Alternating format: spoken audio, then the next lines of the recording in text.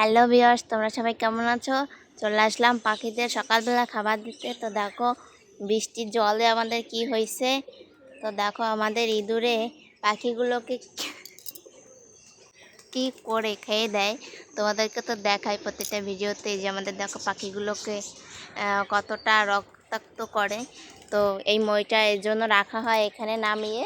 তো এটা এখন আবার উঠাবো, উঠেই আমরা ওখানে চলে যাব, তোমাদেরকে দেখাচ্ছি। তো চলো। তো দেখো এই যে মই নামানো উঠানো হয়ে গেছে।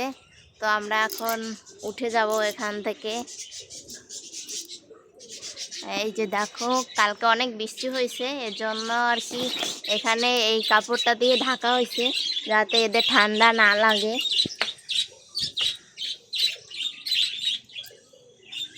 তো দেখো এই যে আমরা পাখিদের জন্য ধান নিয়ে এসেছি, আরও কিছু খাবার দিব।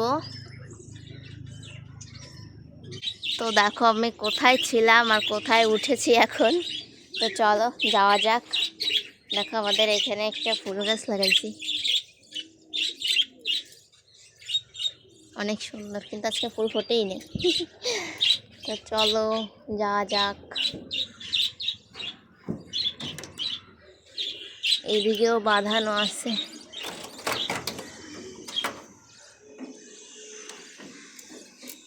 এই যে দেখো হয়ে গেল।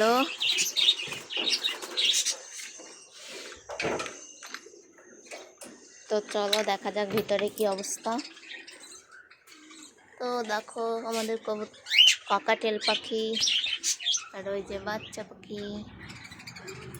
দেখো আমাদের ওই ছালাটা পুরো ভিজে গেছে, কারণ ওই যে একটু ফাঁকা আছে ওর থেকে একটু জল পড়ে। তো আমরা ওটা চেষ্টা করব কিছু দিয়ে আটকানোর জন্য যাতে জল না পড়ে।